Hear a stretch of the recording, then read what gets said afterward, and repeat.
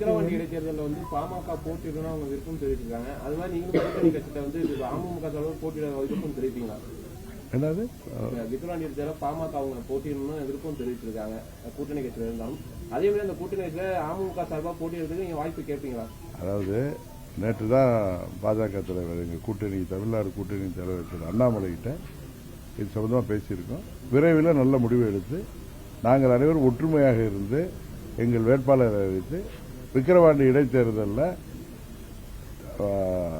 அந்த அதிகார துஷ்பிரயோகம் செய்கிற திமுகவை எதிர்த்து நாங்கள் போட்டியிட்டு வெற்றி பெறுவதற்கான அனைத்து முயற்சிகளையும் செய்வோம். சின்னம் முக்கியம் இல்லை, சின்னமாக தான் இருந்தால் அதிமுக காப்பாற்ற முடியும் அப்படின்றது எங்க பத்தி ஒரு போஸ்ட் இருந்து. அதுக்கு உங்களுடைய பார்வை எப்படி இருக்கு? ஊடகத்தின் பார்வை தான் முக்கியம் தவிர தனிநபரான டிடிவி தினகரனுடைய பார்வையெல்லாம் அது முக்கியம் இல்லை. இதெல்லாம் தொண்டர்களும் தமிழ்நாட்டு மக்களும் தான். நாடாளுமன்ற தேர்தலில் அதிமுகவோட அமமுக இணையத்துக்கு வாய்ப்பு இருக்கு. இது மாதிரி ஹைப்போதெட்டிக்கல் கொஸ்டினுக்குலாம் ஆன்சர் பண்ண முடியும். நாடாளுமன்ற தேர்தலில் வெற்றி வாய்ப்பை தவற விட்டுருக்கீங்க. இதுல நீங்க பலமா என்ன கருதுறீங்க, பலகீனமா என்ன கருதுறீங்க? பலம் வந்து எங்களது ஒற்றுமை. இப்ப திமுகவின் கூட்டணி பலம் பணபலத்தை எல்லாம் தாண்டி நாங்கெல்லாம் உங்களுக்கு தெரியும், ஓட்டுக்கு ஒரு பைசா கொடுக்காமல் 3 லட்சம் ஓட்டுக்கிட்ட வாங்கியிருக்கோம். எனக்கு வருத்தம் அங்க அதிமுக, அது அதிமுக கோட்டை என்று ஊடகத்தை சேர்ந்தவங்க என்கிட்ட கேட்பாங்க. ஏன்னா தொடர்ந்து பல ஆண்டுகளாக அங்கே ரெட்டையிலை ஜெயித்த தொகுதியில் ரெட்டையிலை டெபாசிட் போயிருக்கு.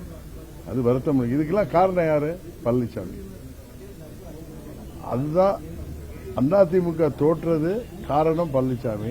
எங்களது பலவீனம் நாங்கள் ஓட்டுக்கு பணம் கொடுக்காதுதான்.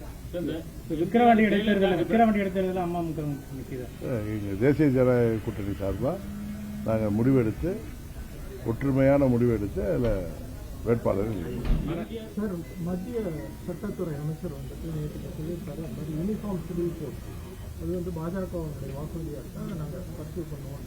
அதே மாதிரி ஜிஎஸ்டியில் வந்துட்டு பெட்ரோல் கொண்டு வரதுக்கும் நாங்கள் முயற்சி எடுப்போன்றதும் புதிய பெட்ரோலியத்துறை அமைச்சர் சொல்லியிருக்காரு. இந்த 2 விஷயங்களை எப்படி பார்க்குறோம்? இப்போ யூனிஃபார்ம் சிவில் கோடு நாங்கள் பெரிதும் வழங்குகின்ற அம்மா அவர்களும் அதில் ஆதரவாக இருந்தாங்க. அதுக்கு அதனால் அம்மாவுடைய வழியில் வர்ற நாங்களும் அதுக்கு ஆதரவாக தான் இருக்கும். அது தவறு இல்லை. ஒரு நாட்டில் ஒரே சட்டம் இருப்பது தான் நல்லது. ஜிஎஸ்டியில் பெட்ரோலியமும் கொண்டு வர்றாங்கிறாங்க.